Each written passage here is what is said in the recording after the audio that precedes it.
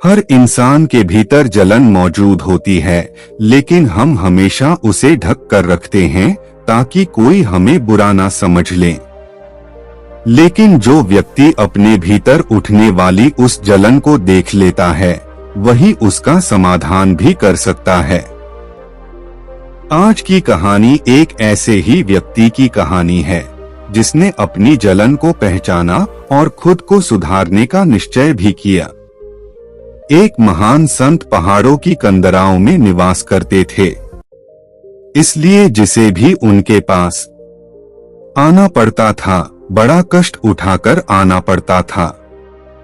एक बार संत तपस्या कर रहे थे, तभी एक व्यक्ति पहाड़ चढ़कर उनके पास आया। वह बहुत खौफ रहा था क्योंकि पहाड़ की ऊंचाई बहुत ज्यादा थी।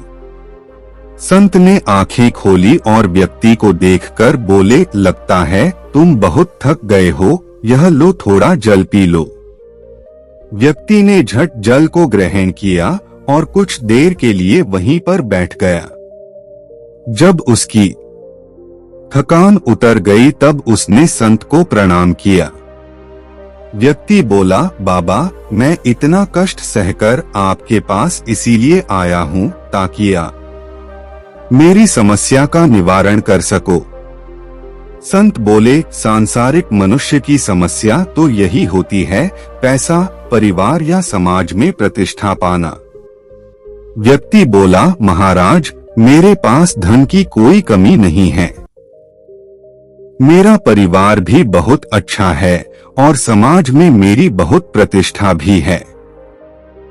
संत बोले, तो फिर तुम्हें क्या समस्या है?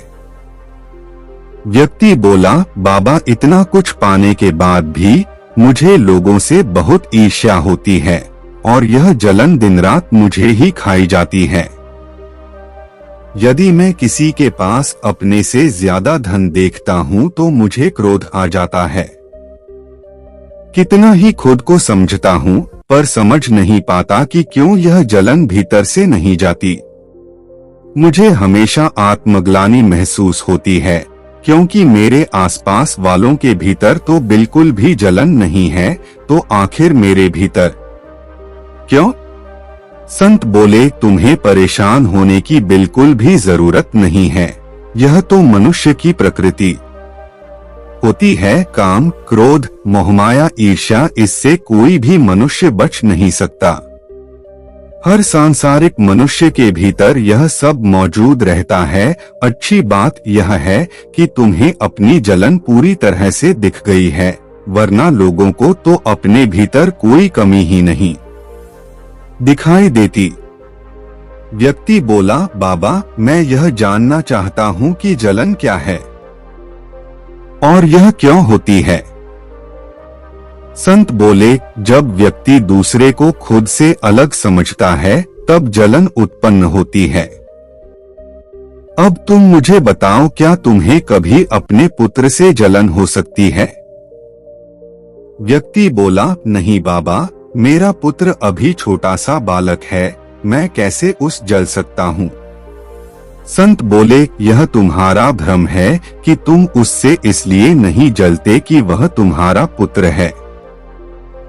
असल में बात यह है, तुम उसे खुद से भिन्न नहीं समझते क्योंकि जीवन के प्रति उसके अपने कोई भी विचार नहीं है।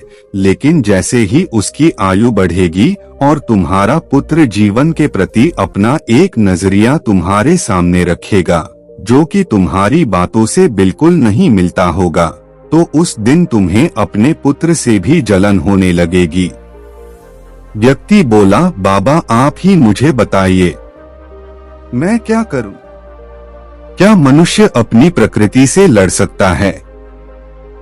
संत बोले, नहीं, कोई भी मनुष्य अपनी प्रकृति से लड़ नहीं सकता, लेकिन उसे समझ जरूर जाता है।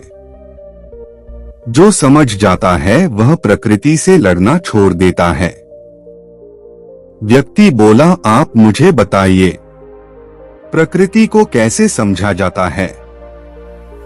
संत बोले, तुम्हें ये समझन होगा कि कोई चाहे कितना भी धनवान हो या प्रतिष्ठित हो, लेकिन उसके बावजूद भी हमारी जड़ें एक है। हम सब ईश्वर से उत्पन्न हुए हैं और किसी में कोई भी भेद नहीं है। कोई ऊपर नहीं है, नीचे नहीं है, कोई सुंदर नहीं है, कोई असुंदर नहीं है। जैसे ईश्वर एक है वैसे ही सभी मनुष्य के अंदर सभी गुण भी एक है। तुम्हें बस अपने भीतर उठने वाली जलन को साक्षी होकर देखना होगा, ऐसे कि किसी और को देख रहे हो। जब हम उसका होना देख लेंगे तब वह भीतर से धीरे धीरे गायब होने लगेगी। व्यक्ति बोला, हाँ बाबा, आप सत्य कह रहे हो। मेरे जलने का कारण यही है कि मैं लोगों को खुद से अलग समझता हूँ, लेकिन आपके ज्ञान के द्वारा अब मैं समझ रहा हूँ कि किसी से जलना व्यर्थ ही है। ऐसा करके मैं दिन रात खुद को ही कष्ट दे रहा हूँ। मैं खुद को अब साक्षी भाव से देखूंगा। मेरा इतना दूर आना सफल रहा। व्यक्ति ने संत को प्रणाम किया और वह वापस अपने घर की तरफ लौट गया।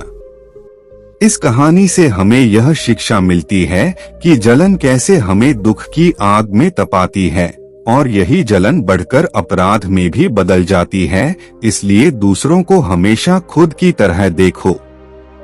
ज्यादा से ज्यादा लोगों की मदद करने की कोशिश करो। ऐसा करने से आपकी जलन की प्रवृत्ति धीरे धीरे कम हो जाएगी। उम्मीद करते हैं आपको हमारी कहानी पसंद आई होगी और काफी कुछ सीखने को मिला होगा। कहानी के बारे में अपने विचार आप हमें नीचे कमेंट बॉक्स में कमेंट करके बता सकते हैं। बाकी अगर यह कहानी आपको अच्छी लगी हो तो इस वीडियो को लाइक करें और चैनल को सब्सक्राइब जरूर करें। तो मिलते हैं अगली वीडियो में, तब तक अपना ख्याल रखना। धन्यवाद।